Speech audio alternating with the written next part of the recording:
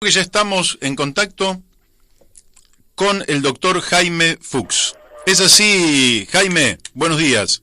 Buen día, encantado de estar en contacto con ustedes. Es una alegría y honor para participar ahí. Bueno, Jaime, lo primero que tengo que decir es feliz cumpleaños. Bueno, son los primeros 100, ¿eh? Muy bien. Qué bueno. Es apenas un siglo. Un siglo, sí, pero mira, viví de todo, desde el golpe de Estado hasta... Pero nunca viví una pandemia, ¿eh? Nunca viviste una pandemia, mirá. No, como esta no. Claro. Así que estuve todo, desde el golpe de Estado me cansé. Hospitales militares, crisis, de todo, pero las pandemias no. Así que... Y contanos, ¿te estás cuidando bien? Sí, es que pasa que a la fuerza, porque estás no puede hacer nada. Claro, ese. Algo, por supuesto, que leer. Lo que sí me mantengo vivo, porque de noche leo bastante para recordar los libros viejos, marxistas y de historia, filosofía. Me estoy aprendiendo filosofía, así que puedo decir, me estoy convirtiendo en filósofo. Mirá vos. Al encierro. Está bien. Bueno, pero eso es lo que te mantiene, como vos decís, vivo y seguís pensando en la Argentina y en todos los problemas que tenemos. Así es. Pero también en toda la gente que me ha ayudado para realmente... Yo desde los 14 años estoy metido en la vida política. Uh-huh. Ya estaban en el tercer año de escuela secundaria de Vieites. Tuve un amigo que empezó hola. Sí, te escuchamos perfecto. Mi amigo compañero ahí de la escuela, que me empezó a dar libros para leer de Malatesta, Kropotkin y de Bakunin, y yo no sabía nada de cosas políticas, sociales, anarquistas, y me volví un joven libertario. Claro. 10 años metido con la juventud libertaria. Mira, qué interesante.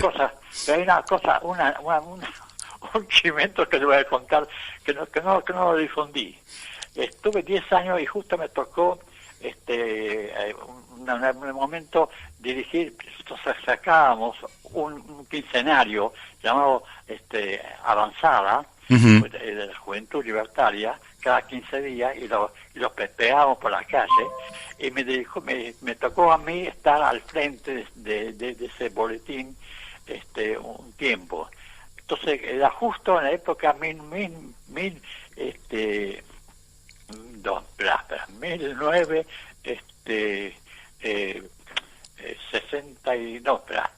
50, no fue el asunto Stalingrado, 45. No, antes. 1942. Perdón. 1942. Sí, cuando los ejércitos nazis sitió Stalingrado, claro, no podía entrar y luchar. Entonces yo dediqué el número especial dedicado decía honor y gloria al pueblo soviético que lucha contra la invasión. Y dedicaba a eso. Vos sabés que por ese motivo la comisión que había de la Juventud Libertaria me llamó a un tribunal de honor. Amigo. Porque había un bolchevique infiltrado. ¿Y sabés quién era el presidente de ese tribunal? No. Abelardo Ramos. Mirá vos. Estaba en ese momento la Juventud Libertaria. Y fue él que más que me dijo, hay que echarlo, hay que posarlo, y hay que también castigarlo. De noche me era una reunión en la provincia de Buenos Aires. Me decía, mira, pues, cuida tu vida. Bueno, cosas que me suspendieron por 2 años a ocupar ningún cargo. Ese fue mi debut, que ahí me fui alejando y ya después luego me metí con el partido, que me invitó a escribir en el diario La Hora. Claro. El primer diario comunista que salió. Voy a contar también otra anécdota. En 1950 viene una comisión de diputados al diario, que estaba en la calle, en el centro, vinimos en el centro, el comité de redacción, a cerrar el diario, porque no habíamos puesto cabezado por Vizca, el diputado Vizca peronista, que ella tenía control de la Cámara. Porque me había puesto Año Libertador San Martín, el diario, que había que ponerlo. Me cerraban el diario. Entonces yo, en bronca, que escribí luego en el diario Orientación, que era semanario, ¿quiénes son los nuevos ricos del peronismo? Y hice un trabajo de 2 páginas sobre Miranda, Lago Macino, y todo, gente realmente que se había enriquecido tremendamente en esa época. Se armó un escándalo tremendo.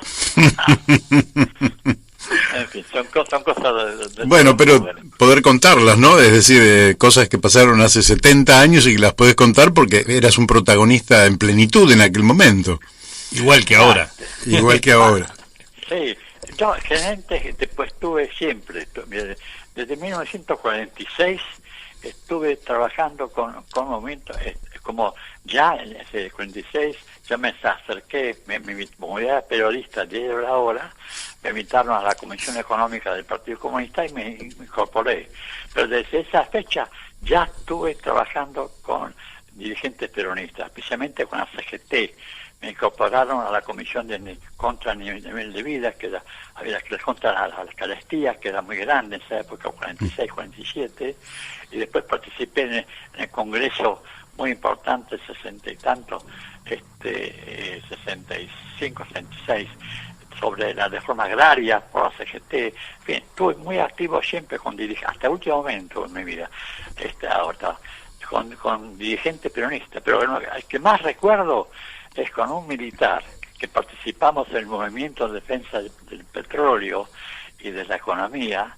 Era un vicecomodoro, Rafael Pites, fue jefe de la inteligencia bajo el primer gobierno de Perón, y después fue asesinado. Eso que le decíamos, cuidate, pero fue asesinado en Brasil. Ah, mira. ¿Hola? Sí, te escuchamos perfecto. ¿Puedo seguir hablando? Sí, claro. Con él y con el padre del Che, que también integraba la comisión de movimiento de petróleo y de la defensa de la economía, éramos un trío. El padre del Che, arquitecto Guevara Lynch, vicecomodoro Pites, yo éramos el trío más combativo de esa comisión. Siempre trabajé al lado, y era peronista, pero se fue acercando a la cosa de lucha social, etcétera. Así, hay cosas para contar muchas. Muchas, sí, tenés, claro, tus memorias, pero las tenés que escribir dentro de 20 años, no vas a empezar ahora. No, más o menos. Bueno, disculpame que me ocupé yo la radio. Estoy a tu disposición, por favor, la pregunta que ustedes... No, pero todo esto me resulta que son anécdotas muy muy interesantes de una vida que no cualquiera está en condiciones de contar. Creo que sos el único que está en condiciones de hacerlo. Vos sos un estudioso de la estructura económica argentina. Has escrito mucho y has investigado. ¿Cómo podrías decir cuál es el gran problema que tenemos aquí? Que estamos en un país cada día más atrasado, más dependiente, cada día más... yo ayer veía las cifras que publica el Fondo Monetario Internacional. Nosotros tenemos 1/3 del Producto Bruto de España, que hace 50 años estaríamos por ahí, o quizás nosotros un poquito adelante. Tenemos menos de 1/3 del Producto Bruto per cápita de Italia. ¿Qué es lo que ha pasado con la Argentina que hemos retrocedido tanto, Jaime? Mira, yo también voy a contestar con las palabras de un destacado hombre del movimiento peronista, gran constitucionalista, abogado, miembro de la Academia Pontificia en materia de la Constitución, Arturo Sampay. Arturo Sampay, realmente trabajé con él mucha amistad, mucha relación muy personal con él. el autor de la Constitución 1949, gran parte de que la escribió, la hizo él. Ujú. Él escribió una introducción al último plan económico de Perón, el plan trienal 1974-1977, que vivió un solo año Perón para esa época, pero en el plan objetivo le pidieron a él que haga una introducción. Y en esa introducción a los objetivos plan trienal dice: todos los gobiernos, y criticando a muchos al propio gobierno peronista, todos los gobiernos hasta la fecha han tenido oportunidad y los instrumentos para modificar y cambiar la estructura y los males que estamos arrastrando, la crisis y la dependencia, y hacía un detalle. Ujú. Y no se ha llevado a cabo los objetivos. ¿Por qué? Porque todos los planes económicos que hemos realizado, y de otras fuerzas políticas y otros gobiernos, han sido superficiales, eran planes continuistas que mantenían al fondo el poder de la oligarquía terrateniente, los grandes capitales extranjeros que habían llegado al país y se metieron en una parte de la economía, y el atraso y permitiendo la acumulación de riqueza en pocas manos. Entonces, ¿qué hace falta? Es realmente, porque explicaba por qué motivo no se modificaron por los programas peronistas, porque no había decisión política real de transformación revolucionaria. Lo que claramente se planteaba, creo que realmente había que romper la dependencia económica, financiera, romper también con el endeudamiento, sin ninguna, porque nosotros no necesitamos, jamás debíamos de habernos endeudado. Ujú. Argentina estaría afuera de nuestros fondos, llevaban afuera el capital que se acumulaba en manos de grandes grupos monopólicos nacionales y extranjeros. O sea, ahora será planes continuistas, no planes de cambios realmente, aunque sea parciales, que cambiaran la estructura socioeconómica del país.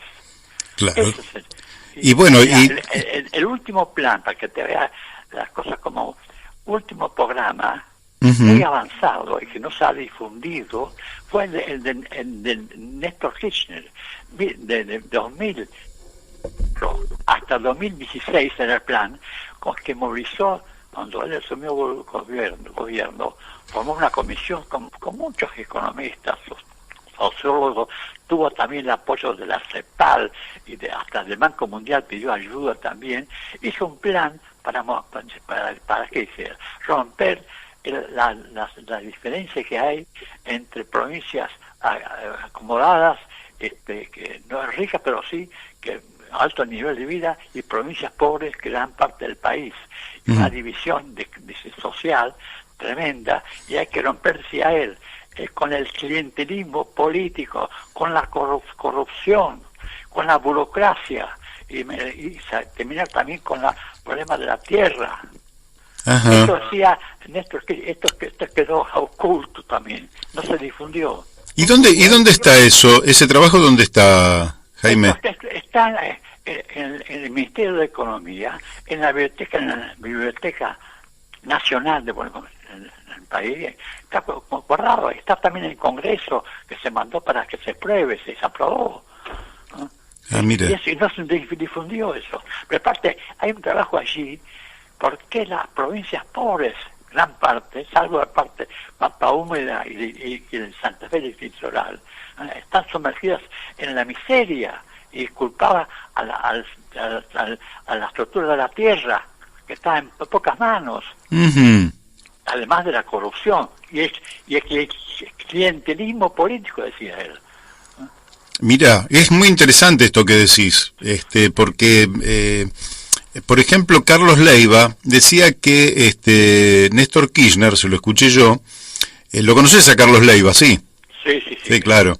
Decía que Néstor Kirchner no tenía un plan económico en sentido estricto. Y vos decís que en cambio sí elaboró un plan, aunque quizás al no ponerlo a consideración del pueblo, el plan quedó como un trabajo intelectual, pero no práctico. Así es. No, aparte fue por un sector interesados en ocultarlo, en no difundirlo, pero en plan oficial, pues se movilizaron, pero centenares de economistas, duró un año para elaborarlo, pero muy documentado. Mirá qué interesante. Voy a tratar de conseguirlo cuando salgamos de la cuarentena, iré a la biblioteca del Congreso Nacional. Sí, se llama el Plan Territorial de Liberación Nacional. Ajá.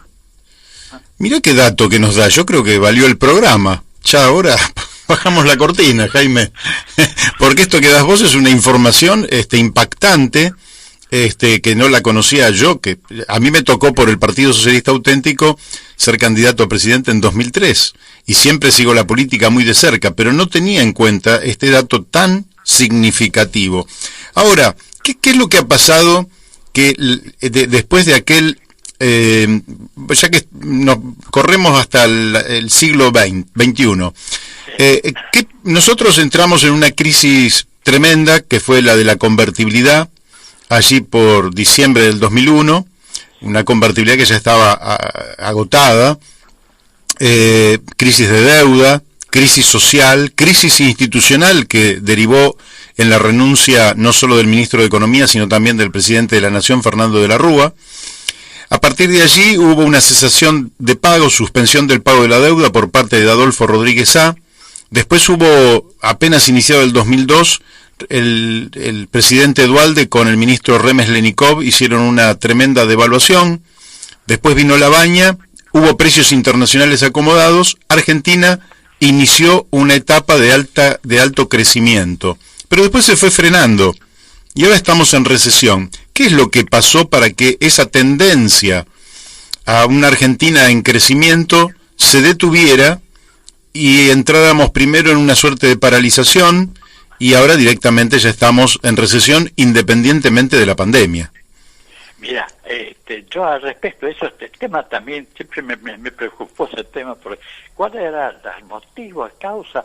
Entonces empecé con otros amigos y también que me ayudaron mucho para trabajamos juntos, a estudiar este proceso.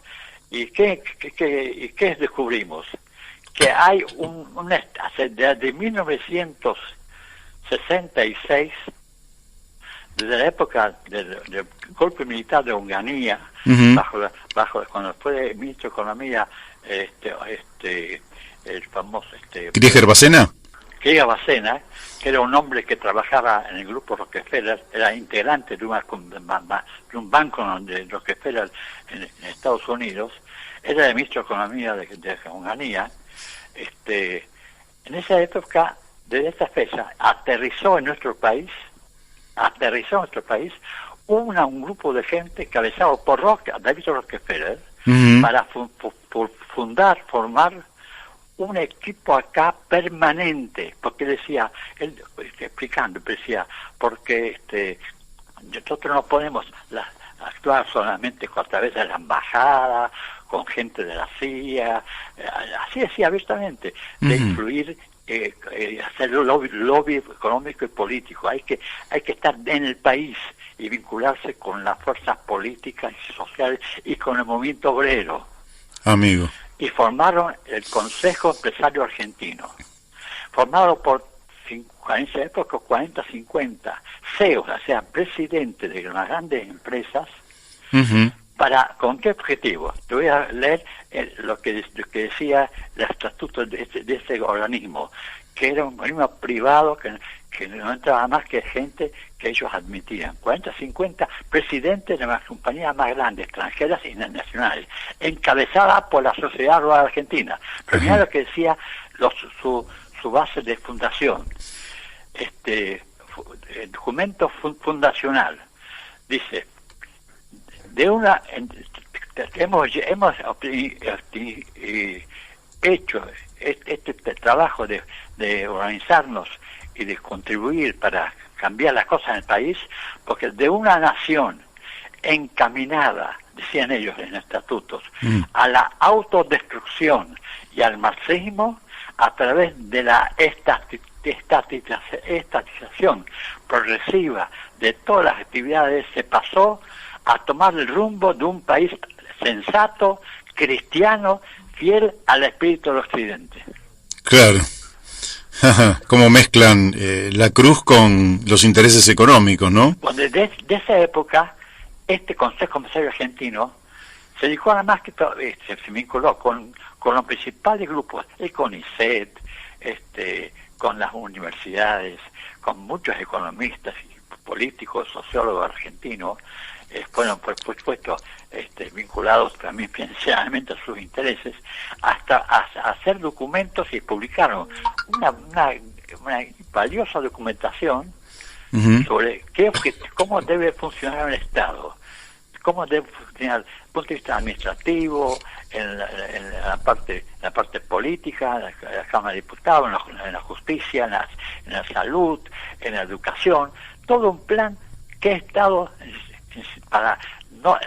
para evitar la influencia y el peso de las ideas cubanas, y también se llama ellos marxistas y el marxismo, y hacer un país realmente libre, con mercado, etcétera, etcétera.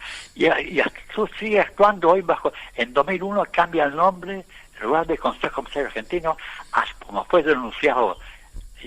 Además participó, eso está documentado en un libro que hemos hecho, un trabajo colectivo, Argentina de rodillas, que hemos publicado hace 6-7 años atrás con otro grupo de gente, donde ahí documentamos nombre y apellido. Ellos dieron las bases con Martínez de Oz, nombraron a Martínez de Oz, que también era un nombre del grupo Rockefeller, que estaba vinculado a una empresa de ellos, Rockefeller. Formaron una entidad que se dedicó a esbozar el programa y la acción, y financiaron el golpe militar del 76. Está documentado. Hicieron gente de la compañía Techint, la compañía Pérez Companc, la compañía de Arcor, y hay todo un detalle en los libros, como subsecretarios y puestos importantes en cada ministerio, y eso quedó. O sea, tenemos una quinta columna, tenemos un caballo de Troya metido dentro del país, que además también se metió en parte política. Muchos de ellos entraron en PRO, la dirección de PRO, y también en el movimiento peronista, de forma oculta, metieron gente, y también en otras fuerzas del movimiento de masas y el movimiento sindical. Claro. Ahí tengo un documento sobre ellos, han firmado un documento sindical, su momento, una CGT, de apoyo CGT a su actividad, contra el marxismo, y contra evitar que el movimiento obrero no entre ni una fuerza de izquierda. Claro, mira, qué interesante esto, pero tampoco lograron, Jaime, porque yo a veces digo, el otro problema que tenemos con esta derecha, además de que utilizó en su momento el terrorismo de Estado, ¿no?, con las violaciones sistemáticas a los derechos humanos, secuestros, torturas, robo de bebés, es decir, las cosas más aberrantes, pero además han sido incompetentes, porque no lograron hacer un país, digamos, había una vieja tesis que era un país rico y un pueblo pobre, pero ellos han empobrecido al pueblo y también han empobrecido al país, es decir, el fracaso es contundente. Así, bueno es parte porque, acá viene otra parte que es muy importante, que usted que está indicando, que es muy importante,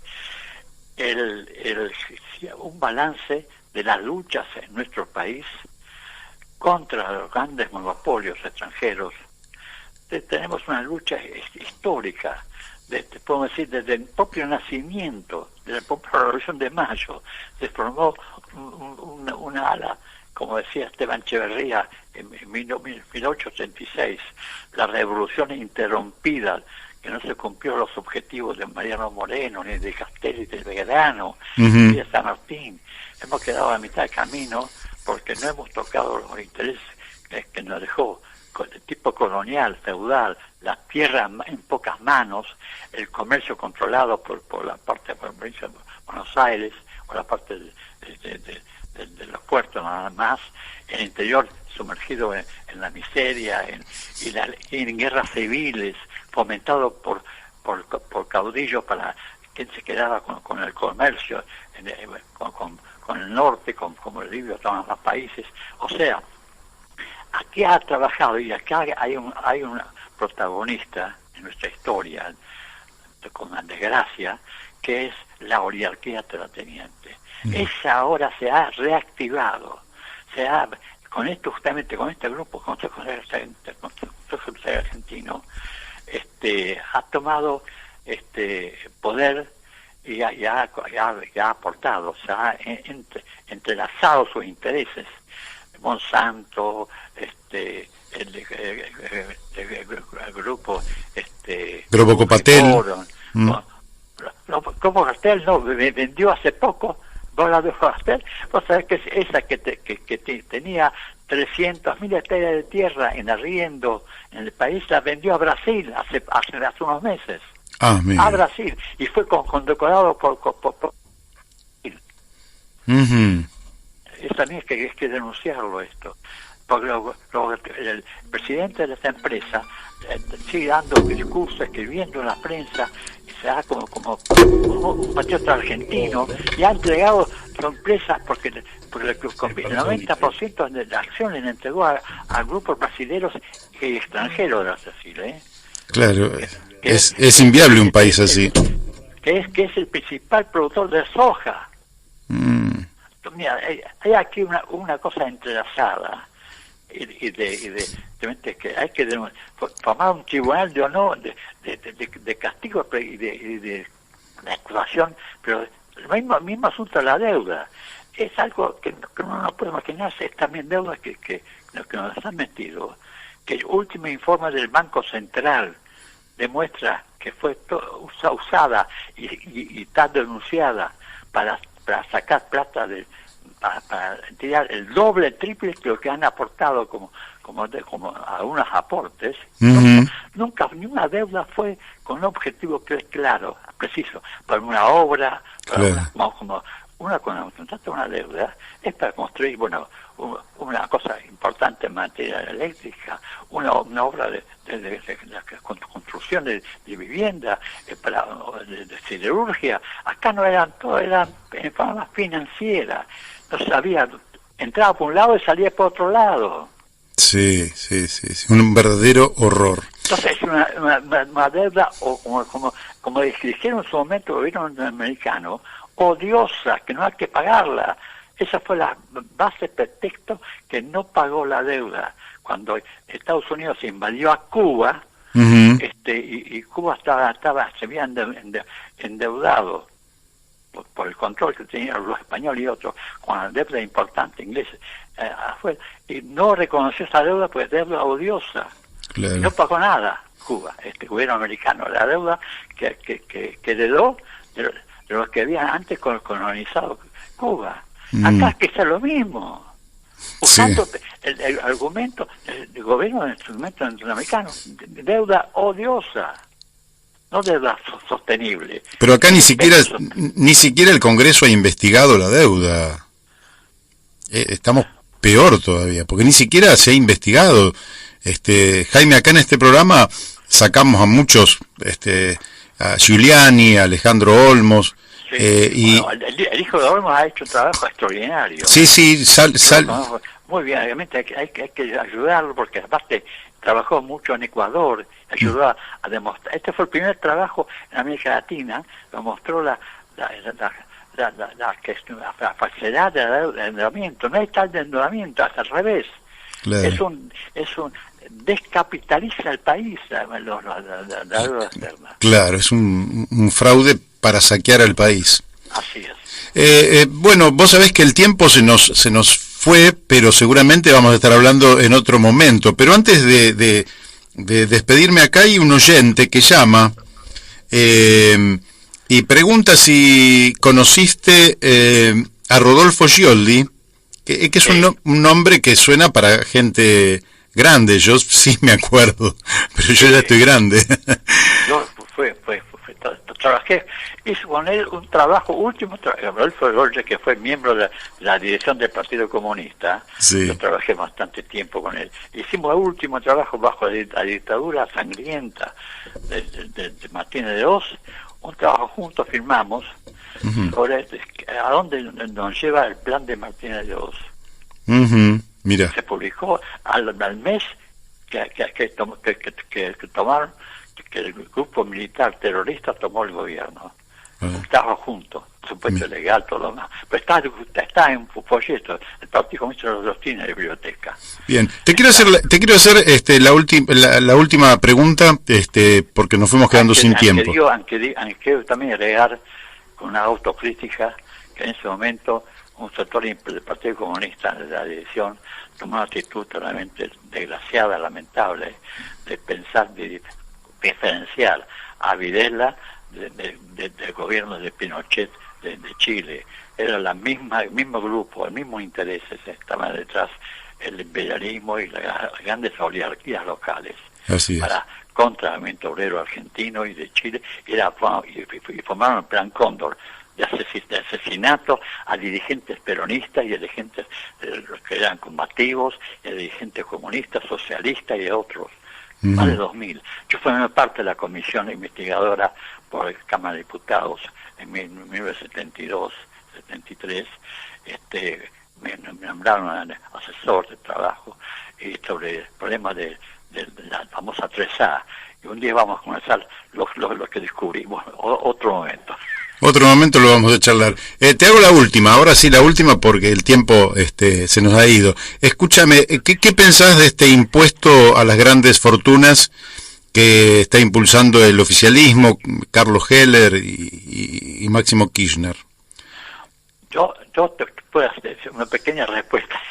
Ojalá fuera un impuesto a las grandes fortunas. Apenas es un recorte mínimo. Está bien, la idea es muy buena, hay que hacerlo. Mira, para darte una idea más nosotros hemos hecho un trabajo, yo está documentado, te puse a llegar, que el 0,8% de la población activa se lleva el 60% del ingreso nacional. 0,8% de la población activa se lleva el 60% del ingreso nacional. Impresionante. Entonces, son miles de millones de dólares.